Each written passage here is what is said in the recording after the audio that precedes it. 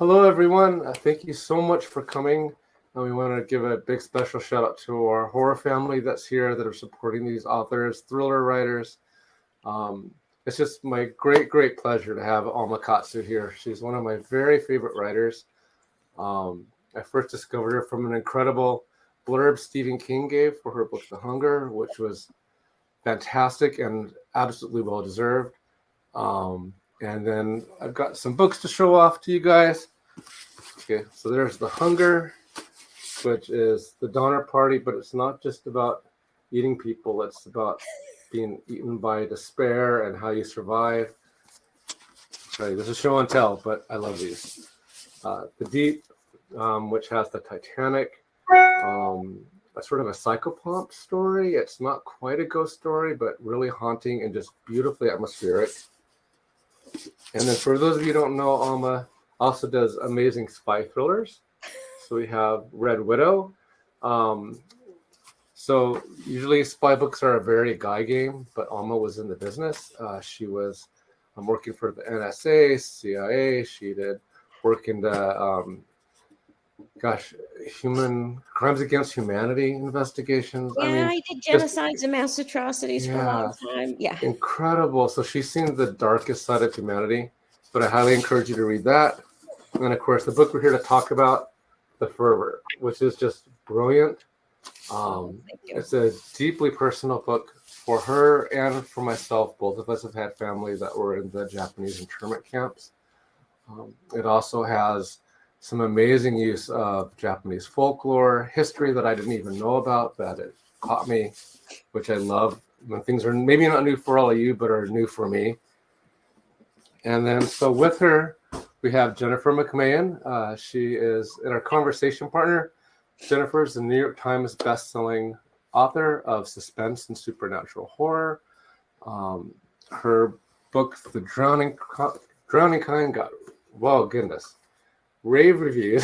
Sorry about that. I moved the upside down here, and was a bestseller. And her new book that we're really excited about is The Children on the Hill. And it is reimagining or homage to Frankenstein, a great novel by Mary Shelley, but contemporary, with all kinds of themes that are engaging. Just fantastic. Got a Publisher's Weekly starred review, which for those that are writers, it is an amazing honor to get that, and hard as heck. But anyway, so I'm going to turn it over to our lovely and wonderful and amazingly talented storytellers here. And just really quick before I go, I almost forgot. We've got, if you look at the bottom of your screen, buy books and get signed book plates button.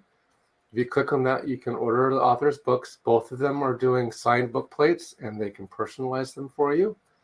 And then we also have right below Alma, you'll see it Ask a Question box.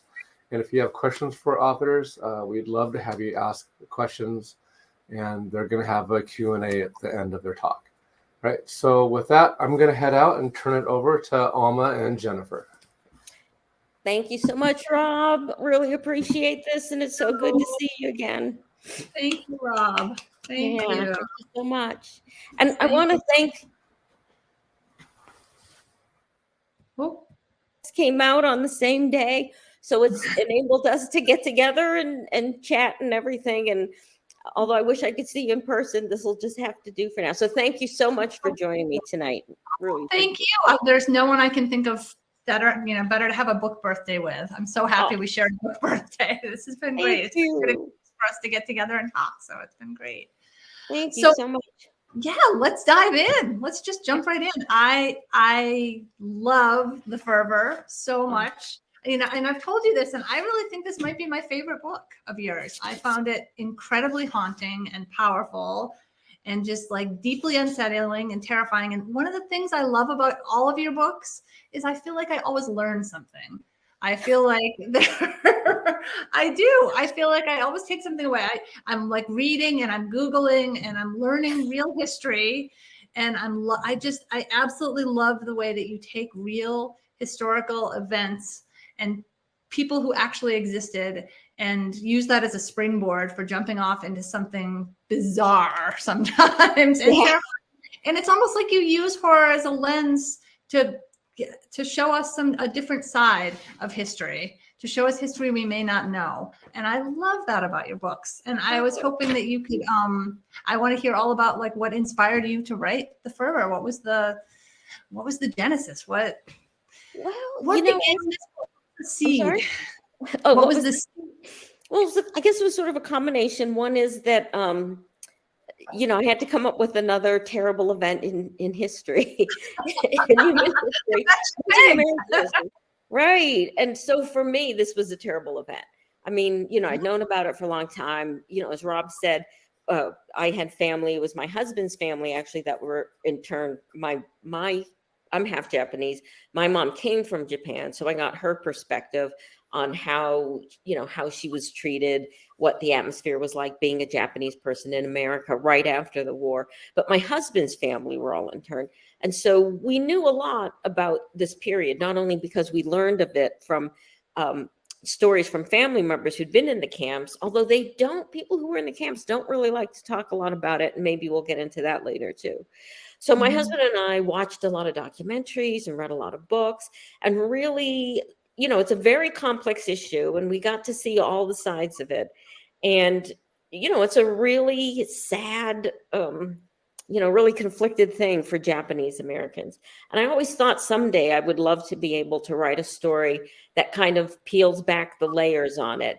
And so, when we were trying to think of what the next book should be, and I don't know if you want to talk about this, but, there are you get influenced a little bit by trends in publishing, and at that time, publishers were saying that other historical periods weren't selling very well, but if you set it in the 20th century, and World War II books were the most popular. So they kind of nudge you a little bit, can you think of something for that time period? And so I said, well, what about the internment camps? And luckily they were game for it. So that's how all that came about. And I'm so happy to hear you say that, you like them because you learned something from them. That's really been an interesting experience for me on all three books. I get a lot of feedback from readers who say, it really makes them interested in the actual history. They want to find out after they read the book what parts were true and what parts were fake. Because I really try to make them like a puzzle, kind of weave along things together. So I really do appreciate that.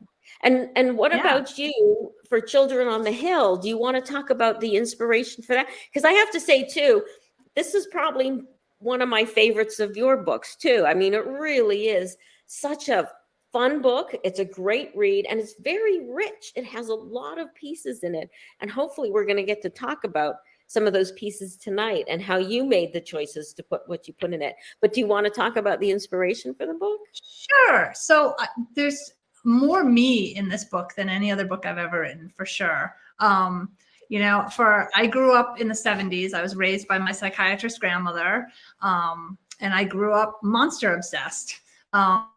So one thing about being in the 70s with my psychiatrist grandmother was things were different in the 70s. We didn't have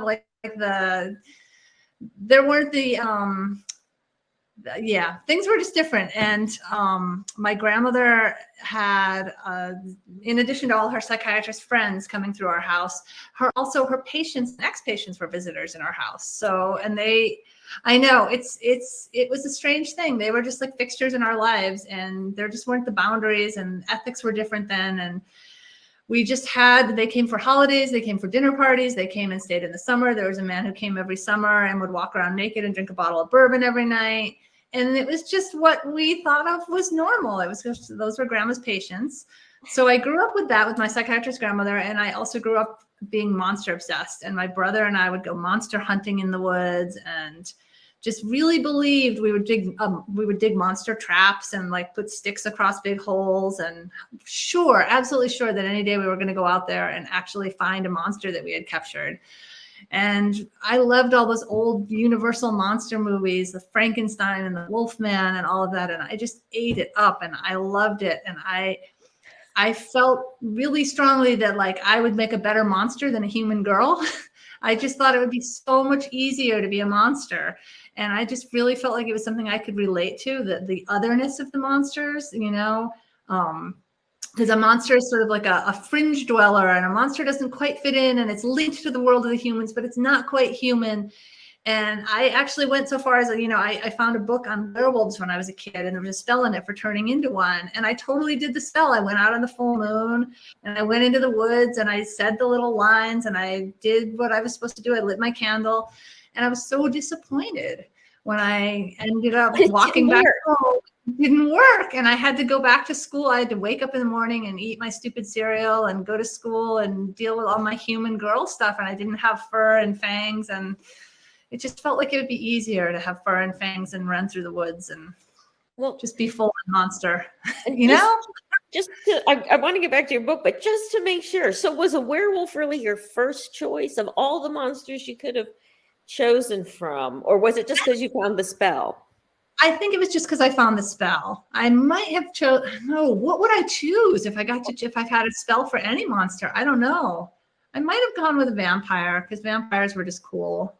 Right, vampires are cool, and the path to vampire is pretty clearly laid out, and and you get to live forever. Yeah, yeah, it has its drawbacks for sure, but Anyway, I wanted to take all of that and put it into a book, and and write a story that was sort of an exploration of monsters and monstrousness, and an ode to my favorite monster story ever, Mary Shelley's Frankenstein, and something that kind of incorporated my bizarre childhood with my grandmother, and that's how children's tales started. Well, the last time we did an event together, that's when I first learned that what was in the book was actually your childhood, and my jaw dropped open. I mean, because it does read so vividly, and so it's so realistic in the story, right? But I thought, where did you get this wacky idea, for this psychiatrist? And then when you said you grew up in it, it was like, wow, that's why it felt so authentic. And the monster part too, the monster obsession. I mean, I really... Yeah, I mean, it's a great book, and there's more to it than just that, which we'll get into. We'll probably come back and talk about monsters. But what about? We should talk about monsters. We should talk about monsters. We should also talk about demons, Japanese demons. Yeah. So there is, there is a horror element. There's a supernatural tie in the Fervor, and it has to do with a Japanese demon.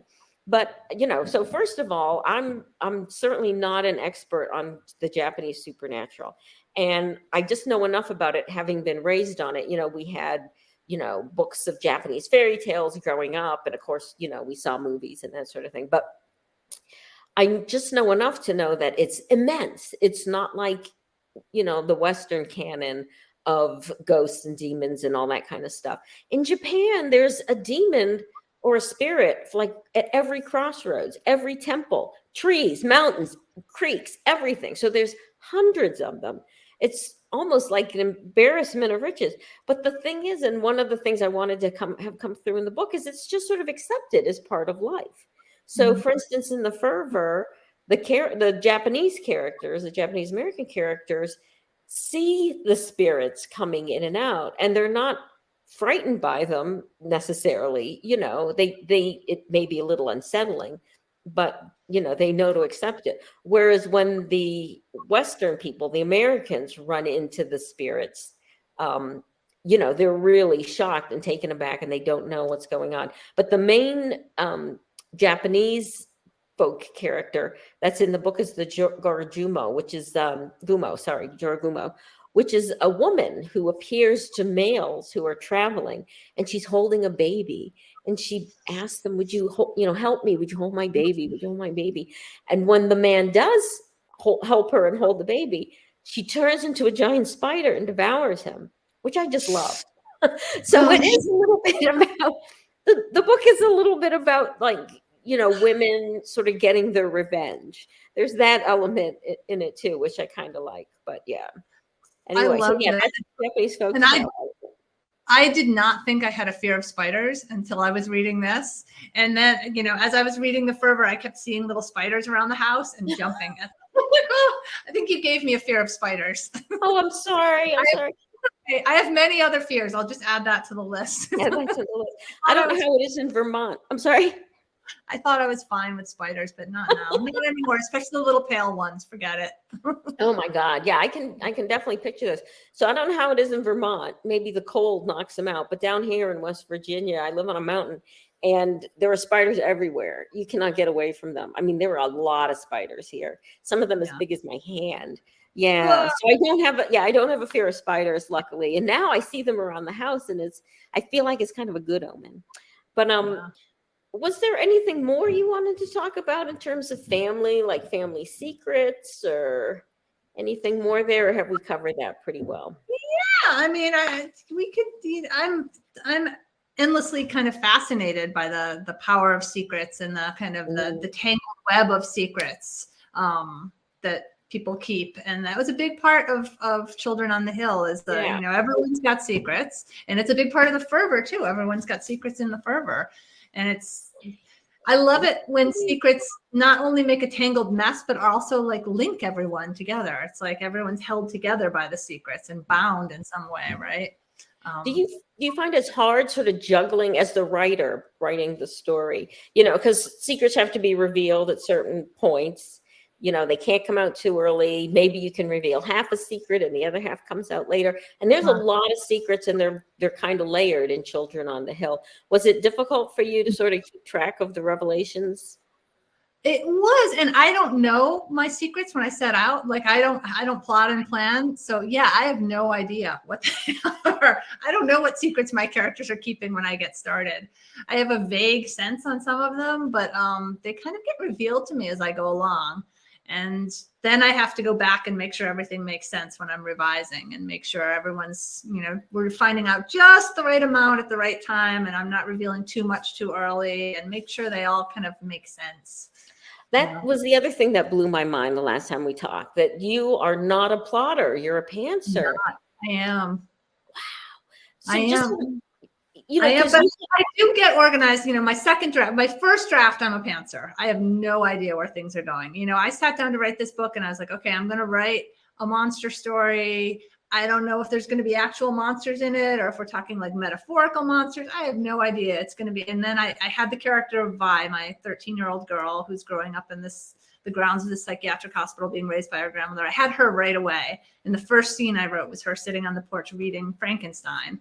And that was my doorway into the story. But and then I just kind of took off from there and let her show me the way. And I had no idea where I was going to go or where things were going to end up. And then I discovered the character of Lizzie in the present day, and I didn't know what was up with her either. And then when I realized how the two of them were related, I was like, oh, okay, I've got this now. First of all, that's got to be the scariest way to write a book ever. And secondly, I'm sorry, I hope everyone else finds this interesting, but writers love to learn about other writers' processes. So I'm kind of curious, because you do have, various timelines in the book. Do you write all of one timeline and then you write the other timeline, or do you overlap as you go? That would be far too organized. No, I jump all around. How about you? Do you write because you're a plotter and planner. So yes. Are you writing? Do you write like section by section, or how do you do it? It's really weird. So I'm trying to think how I did it with this book.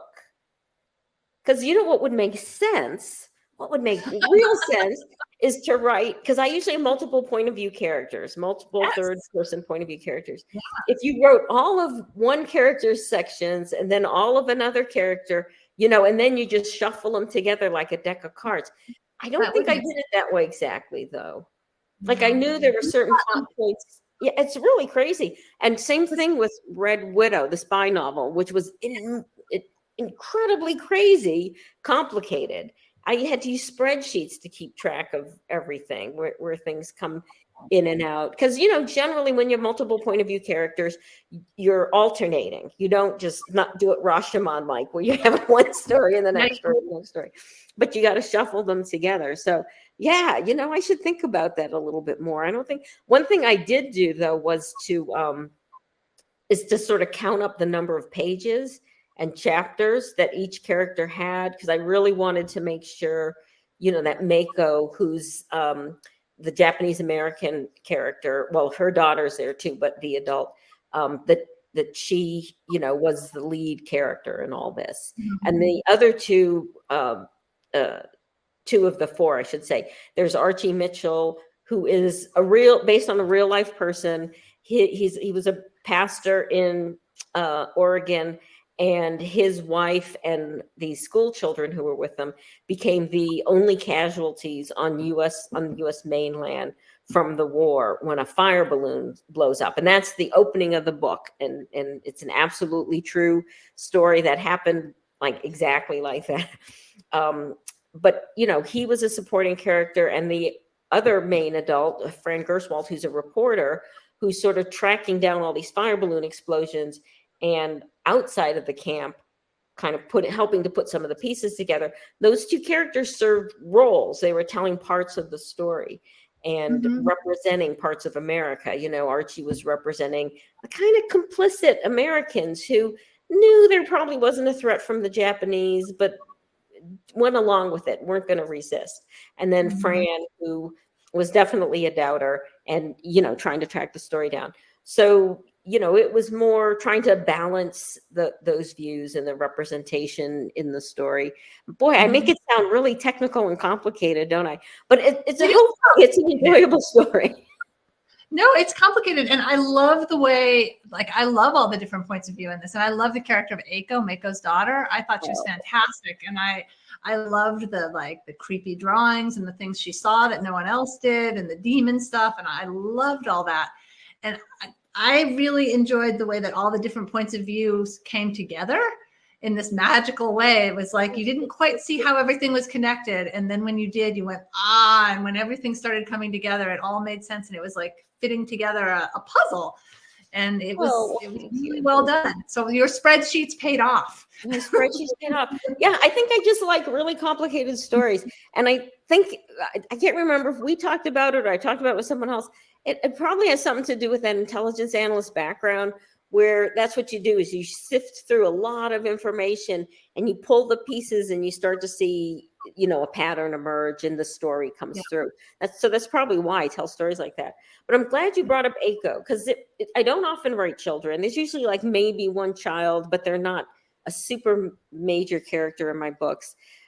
You know, I don't have children, and I guess, you know, it was really fun to write Eiko because it put me more in touch with the things that you get as a child that you forget or you give up, right, as you're an adult. That willingness to believe in magic, or, you know, have wonder, to be optimistic, you know, because Eiko really has to be brave and is kind of, you know, making her own way after, not to be too spoilerish, you know, she's told that her mom has died. And so she escapes from the camp and is trying to get back home. But so it was fun to write. But I wanted to talk about how you write children, because you really have a magical way with, you know, characters who are young. And it really shines in this book. And I didn't know if you wanted to talk about it at all. Like, where does this knack come from? Of course, you have a daughter, so maybe that helps keep you in touch with, you know, with kids.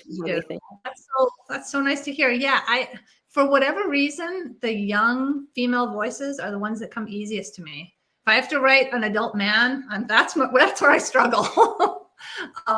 But the young, quirky kind of outsider girls, I get those voices that just like, it's instant.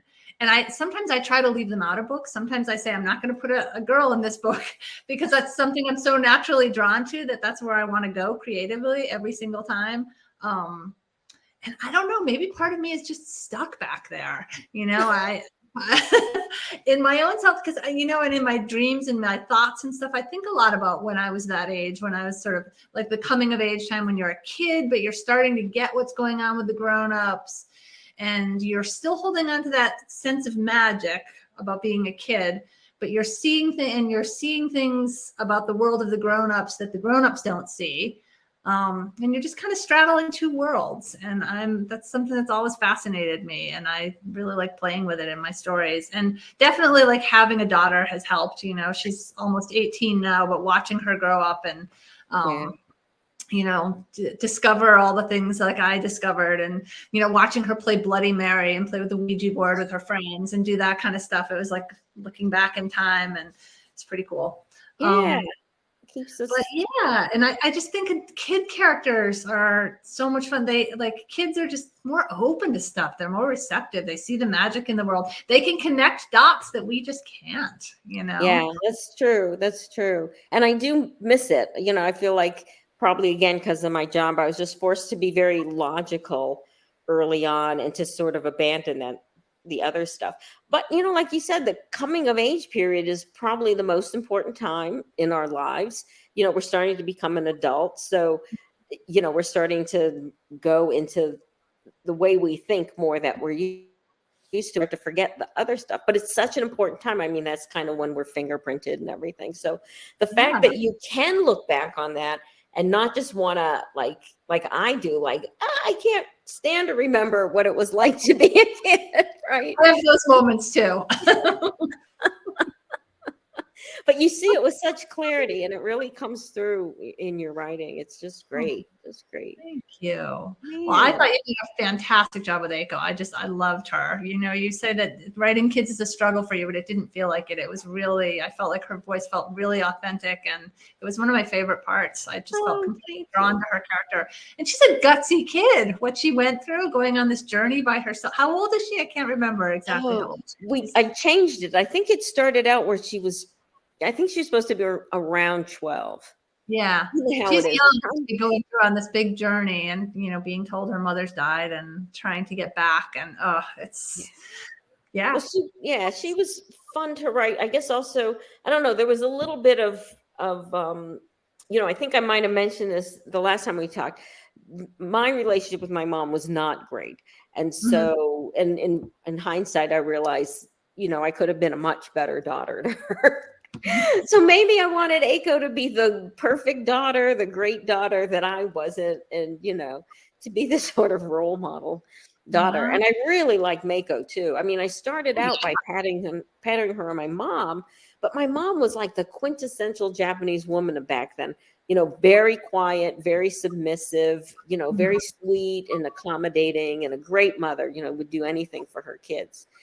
But, you know, as a lead character, you can't have somebody who's passive all the time, right?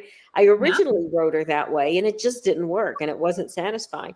And so I decided I put a little bit maybe of myself in there, where it's okay to feel that anger. You're mad at the way the world is treating you. You know, you're being discriminated against. You're being held captive in a camp. You know, you have a right to be angry.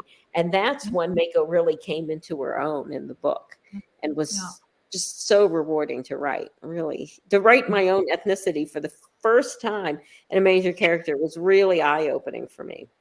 Yeah, I can imagine. Well, kind of the same thing. It's not that when I write my other characters, I didn't feel authentic, but there was just emotions that kind of came through when I wrote Mako, things that, you know, the Japanese part of me had experienced through my whole life that maybe I'd kind of repressed.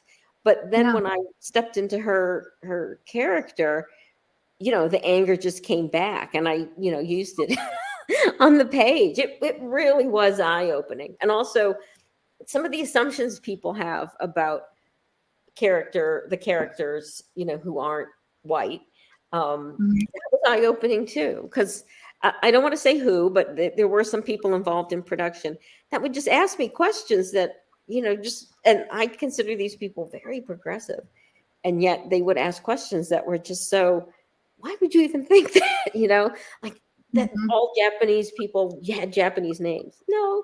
That they wore kimonos? No. You know, we dress like Americans. Yeah, just the whole 9 yards. It was just funny, the assumptions that you there. Yeah. Well, that's another amazing thing this book does, is helps people challenge those assumptions, right? And let's hope. Let's hope. Let's hope. So the internment camp you write about is you set it in a real, actual place. Yes. Yes. Like that. It was not a fictional internment camp. At first, I thought it was, and then I was, you know, I told you I did my thing where as I was reading, I kept Googling and taking notes. I'm like, this is real. So how did you do the research for that? Well, this is the amazing part. I mean, there's a fair amount of information out there. And like I said, we did watch a lot of, you know, documentaries and stuff. So I had seen pictures and movies of what the camps look like, and they were depressingly very similar. These long single story barracks, you know, with no insulation or anything like that, cracks between the woods, the prairie winds blowing dusts through them in the cold and everything. But the really amazing thing is, and this is sort of a lesson, there's probably people hidden among your friends and family members who know somebody who were in the camps that you may not even be aware of. So as I was writing the book, I was talking to one of my neighbors where I moved from out in Maryland, and she was Japanese American too. And she looked at me, she said, when I told her that I was writing a book on the internment, she said, well, my family was interned, and they had all been interned in Minidoka. And because of the story and the layout and the geographic demands of the story, it had to be the Minidoka camp in Idaho. And so she said, my family saved all the paperwork and all the documentation from the camp. Would you like to see it?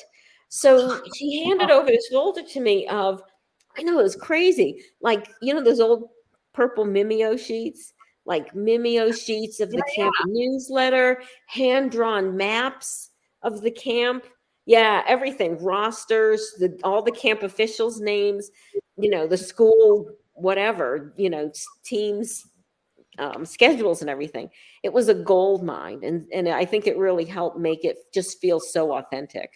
Yeah, it really did feel authentic. I mean, I could see it and feel it and smell it, and just all the little details about doing the laundry and the food and, the community that was there. And the kind of the infighting and the prejudices the different groups had against each other, the folks who were American born versus Japanese born. It was really interesting.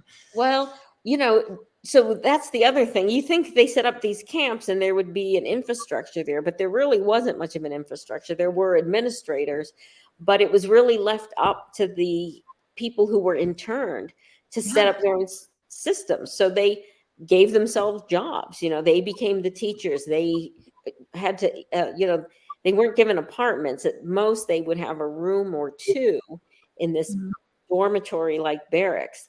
And they were very makeshift too. We're not talking drywall walls or doors or anything.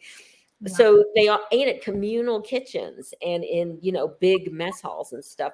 And they had to do the cooking. They even raised their own vegetables and to some extent, some farm animals and everything. It's kind of shocking when you think about it, but very interesting. And among Japanese, and that's the other thing that I guess if you weren't part of it, you may not know, but Japanese can be very, what's the word? Hopefully it's changed, but they were very big on the purity of the blood thing too, right? So are you first generation? Are you second generation? Are you, heaven forbid, third generation? That whole thing, it plays out too. Yeah. And Mako, of course, is married to an American man. So their daughter is half white American and half Japanese. And it's really interesting. Yeah. Yeah. And that was sort of a taboo back then. I remember hearing my husband's father who was in the camp, and he was from a family of 7. So all of them, their spouses and then their children were all in the camps. And his generation was the first generation that didn't marry someone 100% of Japanese blood. They were the first ones that started marrying. And it was kind of an adjustment for, his grandfather and the people of, his generation to accept. And of course, it was against the law for a long time in America too. So are we running out of time? Is it getting to be time for questions? If folks have questions, hit the little ask a question button below. Looks like we've got a couple. We've got some here. Okay, we'll start with, it's a well-known saying that those who forget the past are doomed to repeat it. And in Alma's book, she makes a point not to let us forget. Very true. Does historical fiction change people's perspectives and lead to more tolerance? That's such a good question. And that is from Mysterious Galaxy. What do you think? Does it change perspectives? I don't know. I'd like to think so. This is probably the first book of mine that's really kind of overtly political in the lowercase p sense of the word political. The first book, The Hunger, which was about the Donner Party, I concentrated very much on sticking close to the history in that book. And it wasn't until afterwards that I really saw the parallels between what was going on at the time of the Donner Party and what was going on in America at the time. The Donner Party was famous for the party letting themselves be swayed by a leader who really had no business leading the wagon party. He was not a leader. He didn't know the terrain. He didn't know the first thing about survival. And yet they let them, and it ended up being disastrous with half of the wagon train. And also they separated along class lines so that the very rich was sort of insulated themselves from the poor, and really the bulk of them were middle class. And that was very reflective of what was going on in 2016 when I wrote the book. So the books became a little bit more and more kind of overtly political, again, lowercase b. I'd like to think, I mean, when I talk to the readers, you know, I try not to bludgeon people over the head with what the lesson is. But when I talk to the readers, they seem to come naturally to the same sort of conclusion. So I really do help the Fervor, which was meant to be reflective of what we're going through right now, because the same things are happening over and over again. And I hopefully people, once they really see all the layers of what happened back then in World War II, that it really makes them sort of question their beliefs about what they think they know, say about Asians, you know, and where does that knowledge come from? What about you? Because you have history in your books too. I don't know if you want to talk about the special history that's in here or not, but do you ever think about overtly putting lessons in your books? I hope that, you know, I do. So what you're referring to is I mentioned eugenics in my book. I don't want to give away too much, but eugenics in Vermont was a thing that actually happened. And like, it was a terrible, terrible part of Vermont history that a lot of Vermonters don't know about. And I didn't know much about before I started doing research. And what's great is I feel like some people are reading it and wanting to know more and asking me more and going and trying to learn more. And I mean, I think the more we can help people kind of open them up and realize, help people learn things that they might not have known before and learn a little something new. And the more information we have, maybe the less likely we are to keep repeating the same damn mistakes over and over. I don't know. You know, I'm not writing to give people a big lesson, but you know, maybe it'll start some conversations. You know, that's my hope. Maybe it'll start, you know, and I'm sure that the Fervor is starting some amazing conversations and dialogue. And yeah, I think it would actually make a good book club book because absolutely. And like have people kind of talk about their own stuff that comes up and things that they didn't know about. And so we'll see. Yeah, it would. So if you're in a book club, pick Alma's book. Oh, thank you. Well, this makes a great book club book too. Yeah. That's people could talk about all kinds of things, monsters and eugenics and all kinds of fun. Okay, here's another good question. There's plenty of real horror in the world, but when it comes to the fantastic and supernatural, what horror tropes or monsters scare you? What scares you? Well, honestly, extremist militias scare me. That's probably why I ended up writing about it. I've been writing about that a lot lately. You know, when I started as a Fed, it was right around the time of the Oklahoma City bombing. And seeing what had happened really made a big impression on me. And so it's really been sort of frightening to see how much that's been coming back out in the open in America. And so, yeah, and that's probably why it's, I've been writing some short stories, and it's a theme that keeps coming back too. But in terms of like real horror tropes, for some reason, I was never very keen on werewolves, which is why your story about doing the werewolves was so fascinating. But I did write my first werewolf story recently. Hopefully it'll see the light of day soon. Why don't you think, is there something that just, like, why do you think? I don't know. Maybe because when you see all that fur, I mean, well, first of all, I don't know why the other ones don't seem as unlikely, but there's something about a werewolf that seems really unlikely to me, like bone and body transforming in minutes. But it might be because, you know, it's always so unconvincing looking in movies, you know. What about you? What do any of them really scare you? Yeah, so I have always said that I would not write anything with a demon in it because demons scare me to death. But that said, the past couple of years, I've had to face my own fears a lot and deal with my own anxieties. And the book I'm working on now is a demon book. I'm writing a mother-daughter demon possession story. Oh my God, that sounds great. I'm having a lot of fun with it. Yeah. So Cool. I'm doing it. I am a big believer in kind of trying to, everything scares me. I keep an ongoing list of fears. I'm always pulling ideas from it. And I think for me, my writing is most authentic and raw and infused with the most emotion when I'm writing about the things that really scare me, what I'm afraid of most in that moment. So I try to dive into my own fears. And yeah, right now it's demons.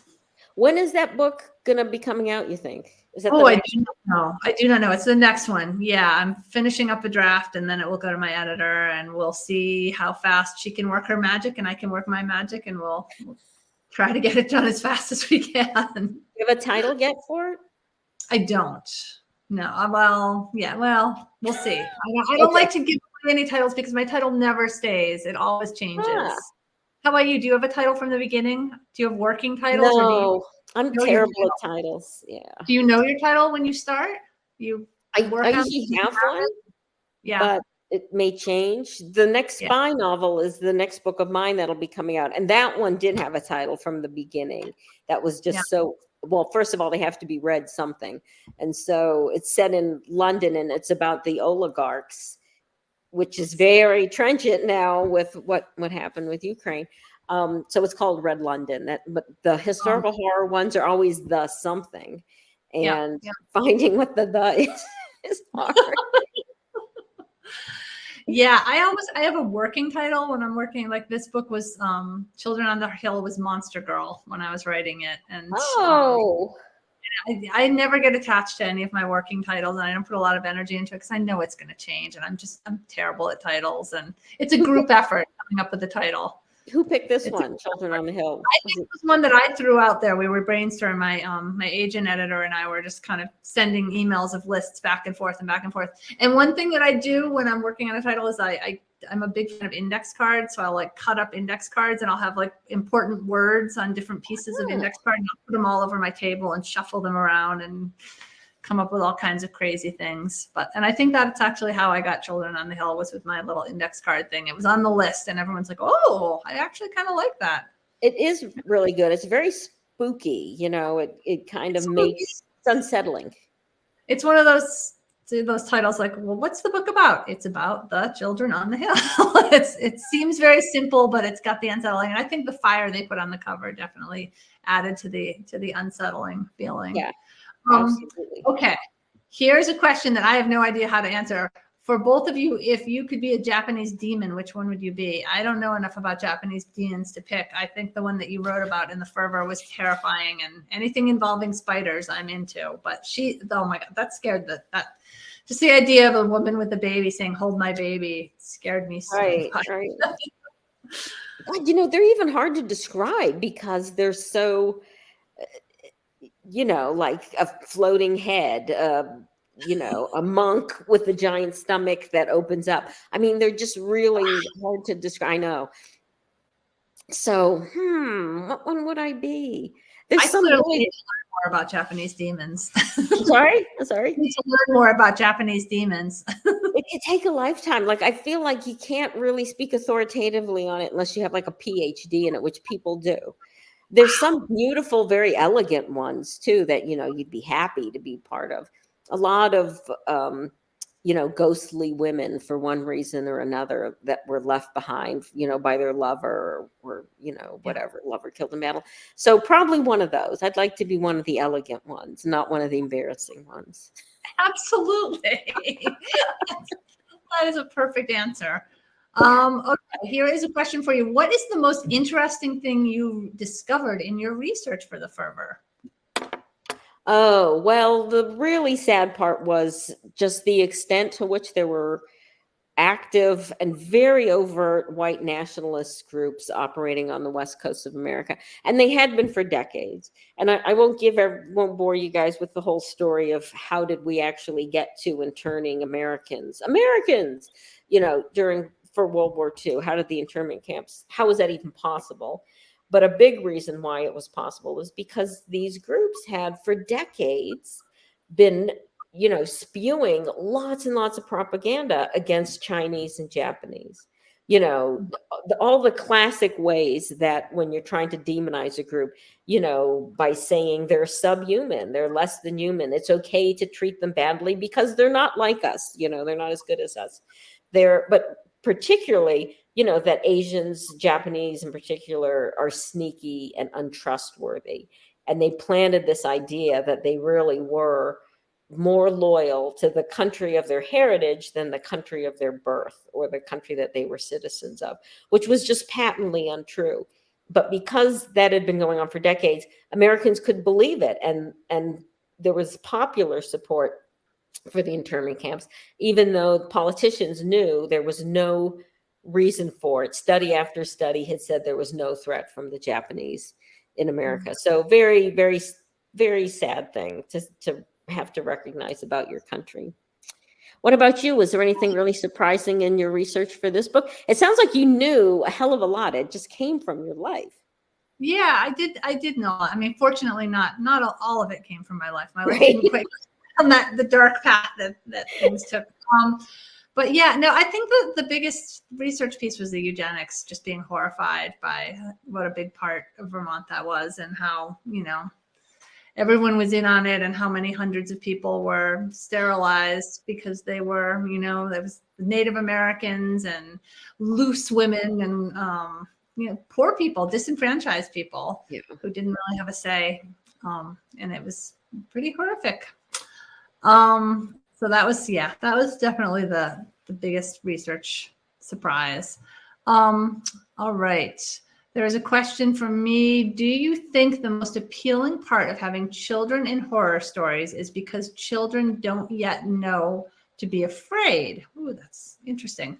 Would you say your childhood is a good example of this?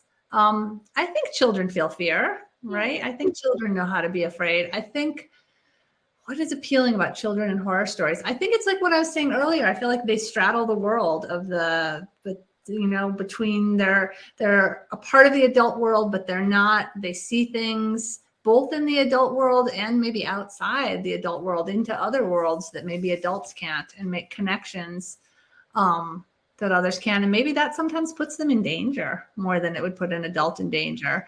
And I think that children have a sense about when they should be afraid in a way that some adults don't. An adult can be kind of oblivious and not really get what's going on, especially if there's something supernatural happening.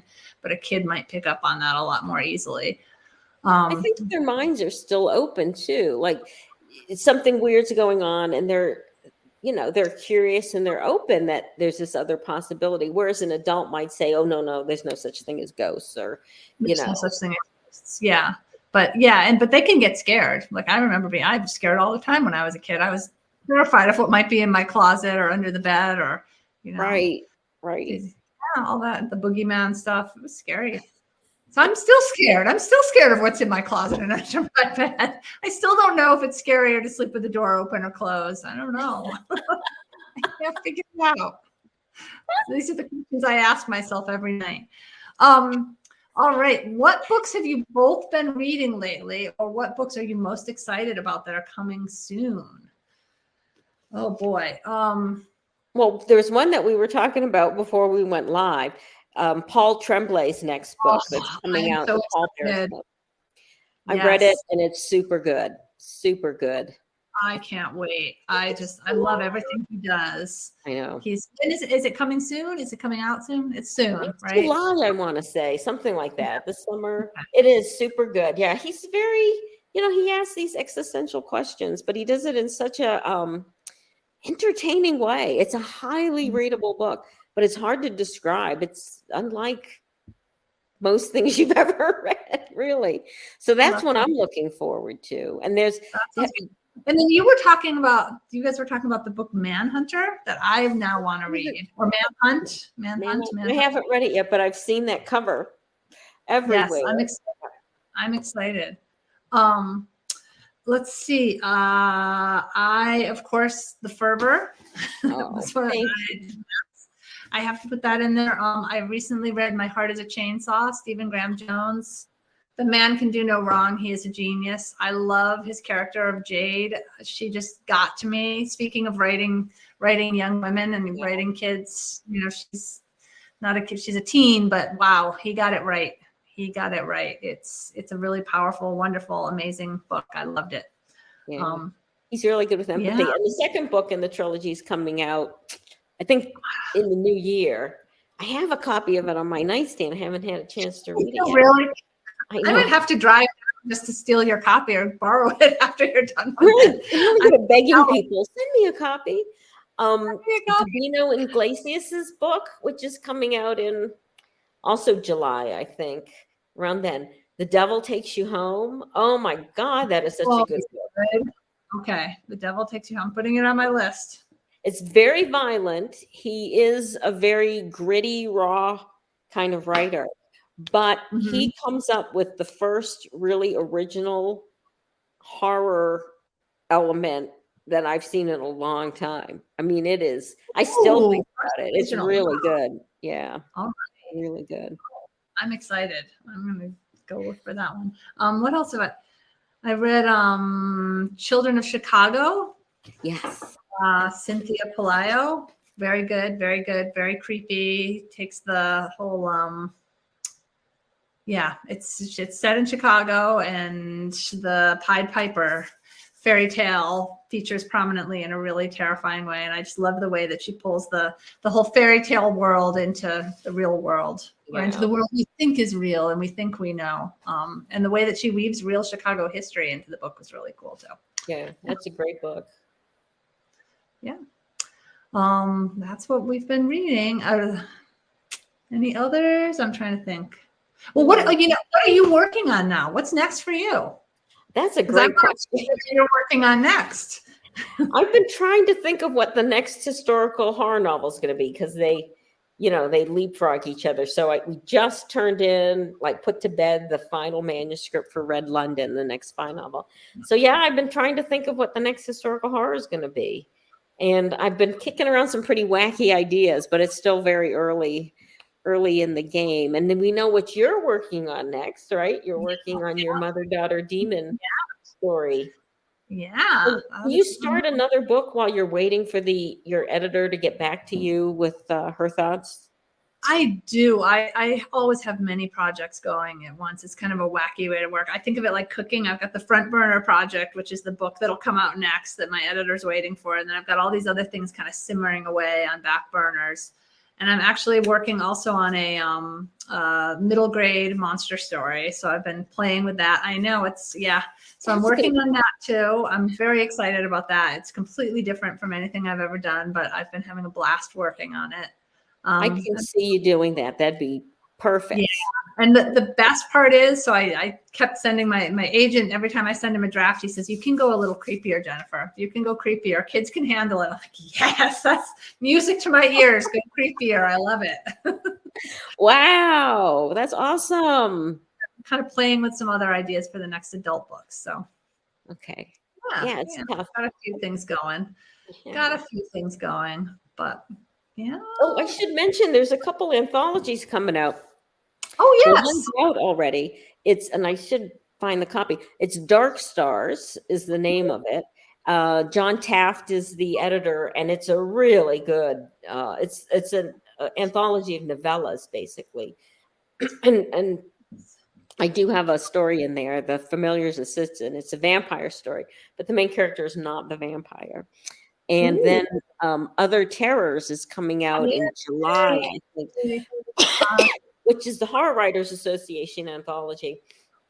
And it's about others, whether it's other ethnic groups or genders or just someone who's not like you.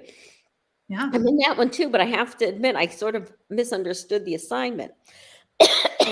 So my book is not as other as it should, and my story is not as other as it should be. Oh, I'm really excited. I got to be, I was on the panel at StokerCon for Other Terrors.